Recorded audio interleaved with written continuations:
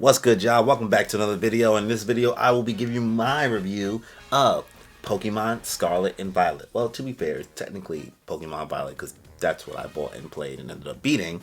But yeah, I'll be giving you the good, the bad, and the, sorry, this isn't for kids, the are you dead ass?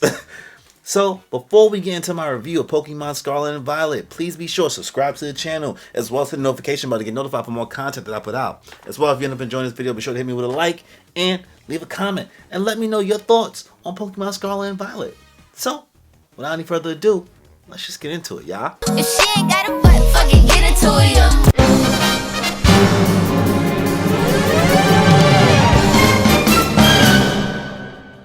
So now that I've finished my playthrough of Pokemon Violet, let me give you the good about the series first. As always, this is a consistent Pokemon game. I mean, the gameplay will always be its turn-based, somewhat combating. That's never going to change too much in the formula unless you're playing Arceus. But one thing I enjoyed about this game was the tutorial was a little more sped up, and the intro was more interesting, with the introduction of meeting your legendary and how that played out than other series. Also, the music in this series actually slaps. And they added a couple more mechanics that make the game feel a little bit more sped up and a little bit better.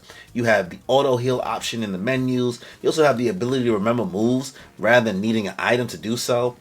And the TM crafting was an interesting mechanic that at first threw me up a little bit, but I found it to be pretty okay because, in past ones they made TMs just infinite use, and this time around at least they kind of have you at least want to go hunt a little bit more for the means to make a TM, just like kind of with Arceus and his catching mechanics. Also, and pardon me if I'm pronouncing it wrong, terrestrializing is actually pretty tricky. I thought this would be like another gimmick, like Mega Evolution and kind of the Dynamaxing thing, which I never found too profound, but terrestrializing is shown to be a interesting mechanic that can really change the tides of battle, especially depending on the typing that you assume it's going to be. Also, the open world in Pokemon Scarlet and Violet is much more impressive than I thought, and honestly, the amount of exploration that's possible is honestly endless. I found myself spending 14 to 20 hours looking around and traveling around the map with whatever, items and whatever skills I could use with only having 2 badges. I found myself having Pokemon on level 60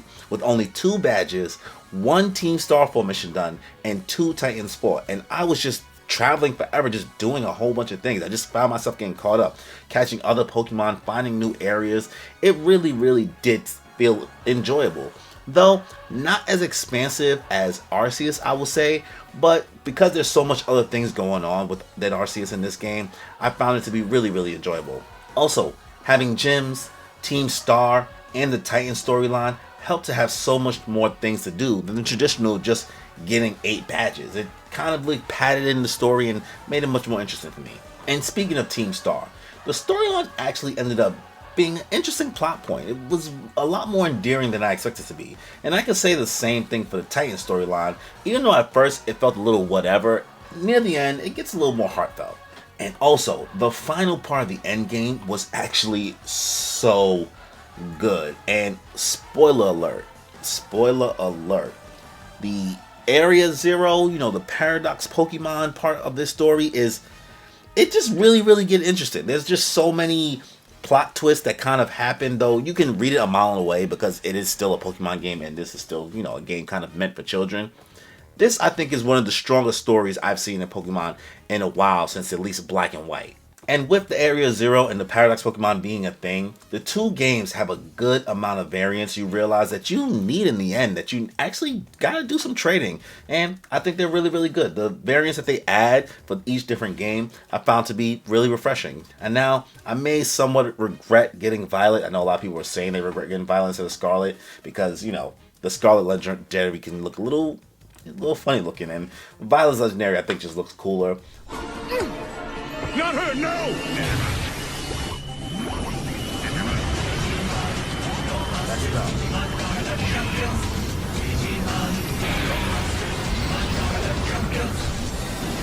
Alright, I'm Digimon 2.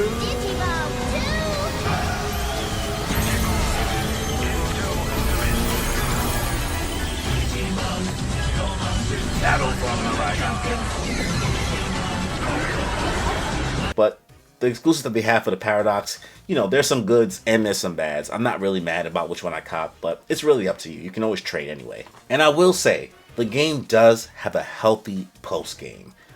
It's pretty easy to run through given that whatever level you'll be on at that point. But, you know, having the opportunity to, spoiler alert once again, run through the gyms again at a higher level, except they're all at the same level. And also, you know, having the ability to then do this kind of ace tournament that they have and the 4 other legendary ruined Pokemon that you can catch is really, really interesting. Now, I'm a little excited to see, you know, what DLC they add in the future, which I will only assume that it'll make the game a lot more expansive. Now, I know I did say the post game is a little easy to run through given your leveling. The game main storyline towards the end ended up being a little more challenging than I thought, outside the gyms at least. Even though I thought I was over leveled and would run through the whole thing, but you know, near the end game, things get a little tough. And they also have some high level raid battles that can actually be challenges in which you feel like, yeah, I'm gonna need more than the computer to get through this. But you know, I've said this game's praises, but there's only one more praise I'll add. They got Missy Elliott in this. This looks like a mix between Killer Bee and Missy Elliott. Why? I mean, I'm not mad. It's kind of funny. It's kind of dope. But Missy Elliott is in this. And the amount of memes being spawned from this game on the internet via TikTok and all over the internet, whether it be Hurricane Katrina herself. Here comes the hurricane, bitch. Here comes the hurricane, bitch. Here comes the hurricane, bitch. Here comes the hurricane. You know, your boy Quaquavo, whatever, however you pronounce it. And, you know, the little dog that's in the gym battle, the double gym battle when you fight against Miss Rhyme. Like, For me, then 21. Can you do something for me? Can you talk to the ops next for me? there's just so much funny stuff on the internet going on. But that's the good about the series. Let's get into the bad.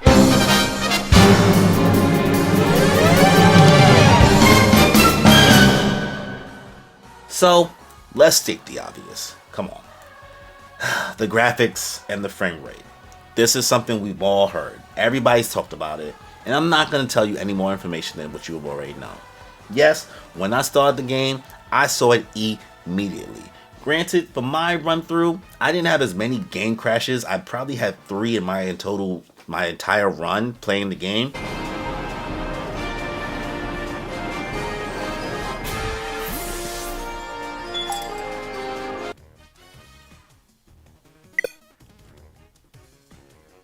What the hell just happened? But other than that, the frame rate thing was, it got nuts. It got nuts. There were some Pokemon battles I was in, and the camera also was kind of funky too. But the Pokemon battles I had where the frame rate was just funky, it was interesting. And also watching it run through and kind of like walk animations and running animations, yeah, it was rough. I'm not going to lie to you. It was rough. Not game breaking in any form because, I mean, it's still just a Pokemon game. We're not playing God of War here. We're not playing Monster Hunter. And I'm not going to expect the same level of quality, unfortunately, as those games. And I'm not saying that we shouldn't. I'm just not. My expectations are realistic. And I'm an adult talking about a game meant for kids. I'm not saying to give any passes. But, you know, I don't think a 12-year-old or a 10-year-old is making the same complaints that I will. Or most of us will at this age. 30-plus-year-olds. You know what I'm talking about. I appreciate how passionate you are, but I don't have time for this conversation. I'm 30 years old.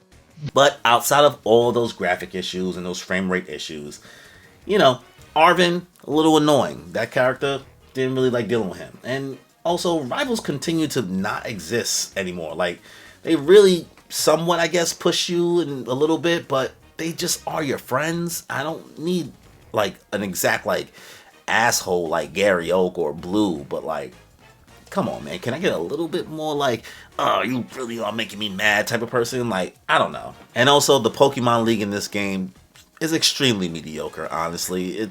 They could have just done a lot better making it a little more challenging, at least in my opinion. Maybe some people had a hard time, and maybe my run-through just made it easier for me based on my team and my leveling, but I just think it could have been a little bit stronger.